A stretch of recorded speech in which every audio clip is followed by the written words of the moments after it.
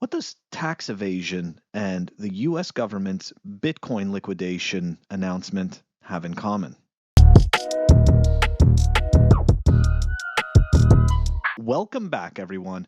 That's right. We are going to talk about this early Bitcoiner that's being jailed for tax evasion, essentially on misrepresenting his Bitcoin gains and his Bitcoin sales.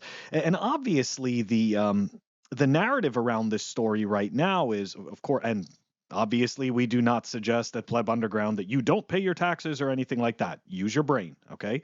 The government can enforce violence. You, me, we cannot, okay? So you figure it out. Now, this has nothing to do with that piece. What's very important, though, is the framing of this story and the timing, right? It's interesting timing. So the framing of the story is this, right? The framing of the story is that this person was not forthcoming and did not report their Bitcoin sales gains, and that's why they're being penalized. Okay, but guess what? If we dive a little bit deeper into the story, that particular aspect of the story is just the end result. The real question and the real story is, how did the government get to figuring that out about this individual?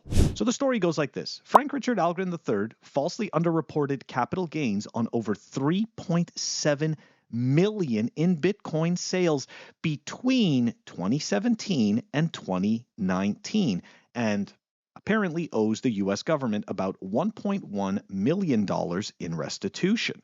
What's very peculiar about the dates and the times about this, right, is that the years they span 2017 through 2019. Now, while the 2019 tax return included a crypto-related question, it wasn't on the front page. The 2017 and 2018 tax returns lacked any crypto-related question. So, what may have contributed to the Department of Justice reach back to 2017 is the very public civil litigation between the defendant and the trustees of the Algren Management Trust. Because in that case, they spent a fair amount of time discussing his 2017 Bitcoin traceable transactions. Something also that's very peculiar in this story is this particular framing right here. Frank Richard Algren III and any associates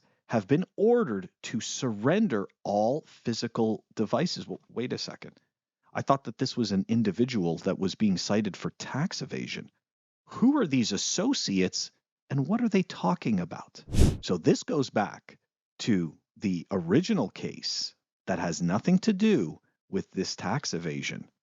So what is this original case about? So it's the case of Algren versus Algren. Okay, it involves a dispute between Frank Algren III, Paco, and Frank Algren Jr., Nim, along with Elisa Leak, who are co-trustees of the Algren Management Trust. The case itself concerns allegations that Paco and his company, the Copernican LLC, misappropriated assets that were supposed to be held in trust for Nim. The case mentions significant transactions involving Bitcoin, with Paco liquidating Bitcoin to buy property and later using a coin join mixer to obscure the traceability of his Bitcoin holdings. The jury found that Paco used trust funds to acquire Bitcoin, properties in Park City, Utah, and Austin, as well as gold with a specific valuation of Nim's share in these assets at the time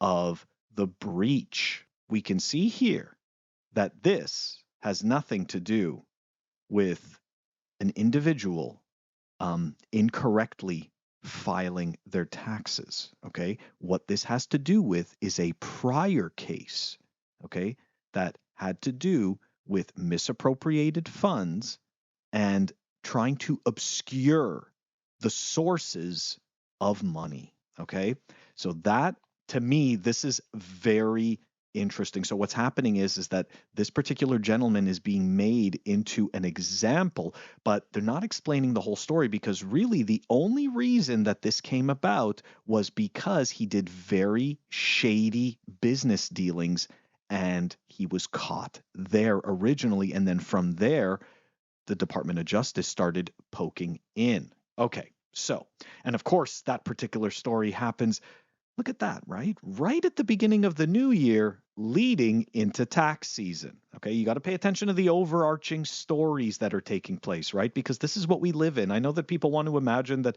this is not what's happening, but unfortunately, when you zoom out, the stories simply tell themselves. Okay, so we've got this guy with the tax evasion. Fine. Phil, what does this have to do with the IRS announcement? Well, so here we go.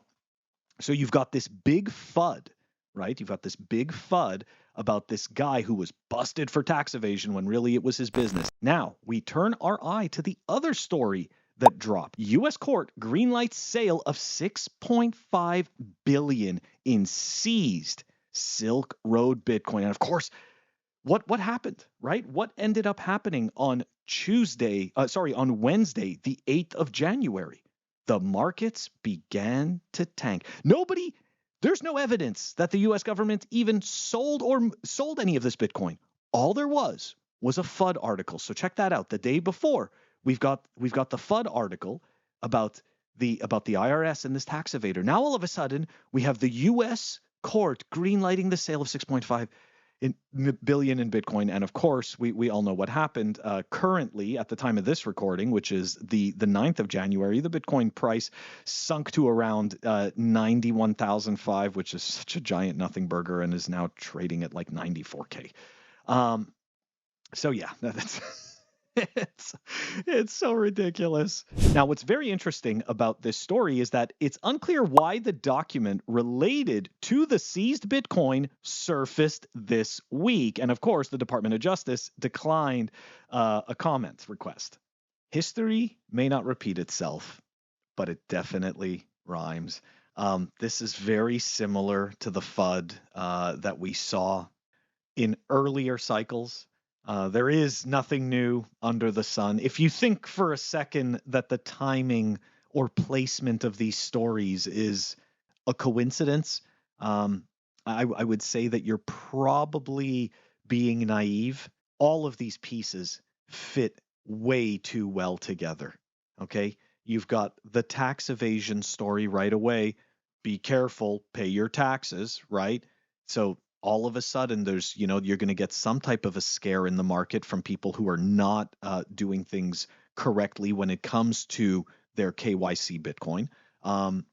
And then, of course, right, you have this other story of the government getting a green light to sell their Bitcoin, which is an old recycled story that was just brought right back into this perfect timing. And then the icing on the cake on the day of this recording, it's a day of observance for the passing of former President Jimmy Carter.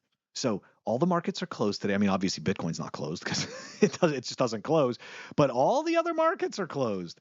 Okay, and Bitcoin's the only liquidity open 24/7. And let me tell you, you put those news elements together, and it lets people stir. And it lets them think. And of course, right, some people are just going to think of the absolute worst case scenarios. So look, guys, this is just FUD. That the guy who got busted for tax evasion, the reason why he was pursued down to this level is because as a corporation, he had misappropriated funds and then tried to hide those funds from his partner. So it's very important to understand the context of these scenarios and why they played out the way that they did.